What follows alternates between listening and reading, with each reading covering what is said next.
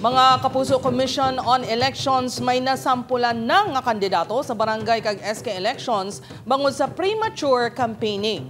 COMELEC hugot nga ginamonitor ang mga kandidato.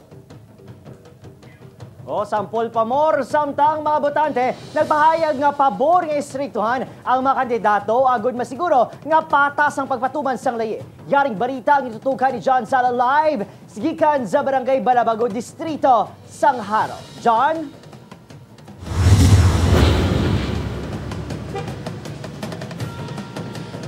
Kate Adrian, nagahilapit na ang barangay kag SK Elections. Gani ang Commission on Election 6 ang mas ginapahugot pa ang monitoring agud masiguro nga mangin matawhay madinalag-on kag patas ang eleksyon.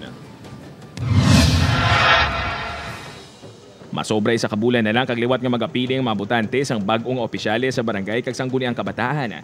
Gani amat-amat na ginahitso sang COMELEC 6 ang makinahanglan agud masiguro nga mangin matawhay kag malinong ang eleksyon sa Oktubre 30.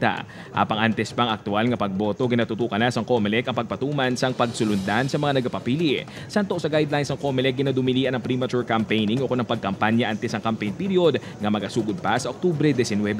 Paandam sang ahensya subong pa lang may nasampulan na sila. Ginapa-explain naton siya nga aara pa na sa media, sa social media ang yagin post.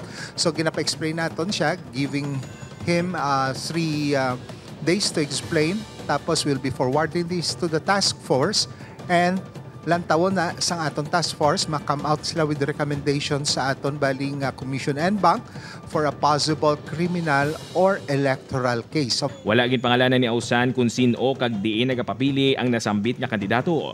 May mga gina-verify man nga reports ang COMELEC 6 na tuhoy sa iban pagid nga mga nagapatigayon sang premature campaigning. May ara pa kita nga ginapang process subong, no? Kay magsiling ko gina-process, may mga initial information kita pero we're asking still for some supporting documents or whatever kay para mapabaskog naton ang aton nga rekomendasyon no paabot sa task force. Makabig premature campaigning ang pagpangampanya sa social media kag pagpatigayon sa mga pamulong-pulong.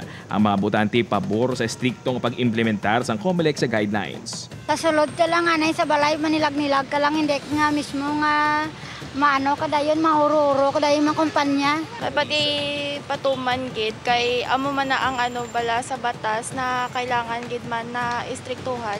Always think ikaw ang isa ka galid sa barangay nyo, dapat you need to follow the rules man eh.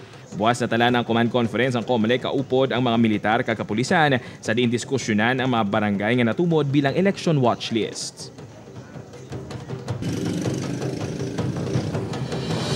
Paandam sang Commission on Elections nga kung may madakpan man nga nagabayular sa anuman nga pagsulundan sang COMELEC para sa eleksyon nga kung maabsuelto sila sa kaso kriminal may ara sa gihapon sang electoral case nga pwede mapasaka ang COMELEC kag posible ni nga magresulta sa disqualification. Buwas naman nga adlaw na talana ang regional kick-off sang kontrabigay nga programa sang COMELEC kag diri man nila iga hatag ang hotline number nga sarang matawgan sang mga botante kung may ara sila sang may monitor nga vote buying sa ila lugar. Jert? Madamo gid nga salamat sa detalye, John Sala.